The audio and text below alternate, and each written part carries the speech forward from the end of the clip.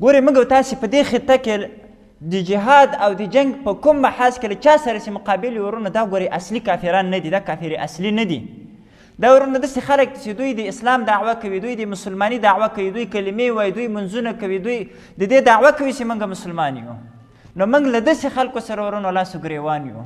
نو له داسې خلکو سره ورونو جنګ کول، جهاد کول دا ورونو ډېر سخت کار ده. سخت ځکه د ورونو چې څوک یې مني نه در سره.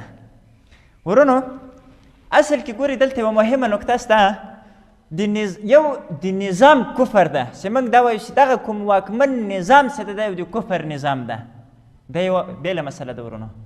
یو د افرادو د اشخاصو تکفیر کول چې پلانکی فوجي یا پلانکی سړی یا پلانکی سړی دا کافر ده، دا بېله مسله ده ورونو.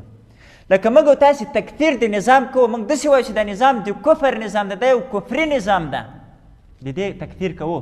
خو د دې تشخیص نه کوو ګورئ چې پلانکی فوجي او پلانکی ملیشې او پلانکی افسي او پلانکی چې د دې تعین وکړو د اشخاصو د افرادو د پلانکی کافر ده، پلانکی کافر ده، پلانکی د پلانکي زوی کافر ده. د دې تعین ګورئ نه کوو ورونو. لکه په عموم کې د دې خبره کوو موږ چې دا نظام د کفر نظام ده. نو چې د کفر نظام څه ورونو، نو د موږ دغه جهاد او جنګ د یو کفري نظام په خلاف باندې شو، د افرادو په خلاف باندې نه ده. مسله باندې خو پوه شوئ. ګورئ د موږ جنګ جهاد د افرادو د اشخاصو په خلاف باندې نه ده، بلکې د نظام په خلاف باندې چې هغه د نظام تکفیر موږ کوو چې هغه د کفر نظام ده. د اشخاصو په خلاف باندې نه ده چې موږ د هر شخص بیل بیل تکفیر وکړو چې دا پلانکی کافر ده، پلانکی کافر ده. نو اوس ورونو چې موږ دلته په جنګ کې ورونو په جهاد کې خامخا دلته قتلونه راځي. اوس موږ مکلف په دې باندې چې دغه نظام ونړوو، نظام چپه کړو، دغه کفري نظام لرې کړو، په جای باندې دلته د اسلامي او شرعي نظام واکمن کړو. نو ورونو چې دغه شرعي نظام راځي، کفري نظام ړنګېږي، دلته خو ضرور ورونو قتلونه پکې راځي. خو ورونو یوه خبره ده ګورئ چې قتلونه به د هغه ضرورت په اندازه باندې کېږي چې څومره ضرورت د نظام چپه کېدلو ته وي. که چیرې د دې ساده مثال داسې درته وایم، که چیرې د 10 کسانو، د 15 کسانو، د 20 کسانو مثال په توګه د دوی په قتل باندې دغه نظام چپه کېږي، ضرورت دې ته نه وي چې دغه قتلونه د 150 40 50 ته ورسېږي. نو ورونو هغه د ضرورت نه سوا کېدای شي شریعت اجازت دې ونه کړي چې هغه قتل وسي.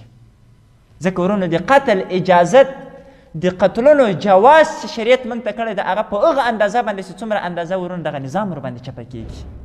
نو ځکه ورونو د قتلونو مسله ډېره مهمه مسله ده. خدای مکړه ورونو مجاهدین داسې نه چې په داسې قتلونو کې راسي شریعت یې هغه اجازت نه یې کړي. دویم دا د ورونو ګورئ مهمه مسله ده چې اصل دعوت ته ګورئ، تر څو پورې چې یو کار په دعوت باندې کېږي، په ښه طریقه باندې کېږي، بغیر له قتل نه کېږي، بغیر له جنګ نه کېږي، هغه کار به بغیر له قتل نه کوو.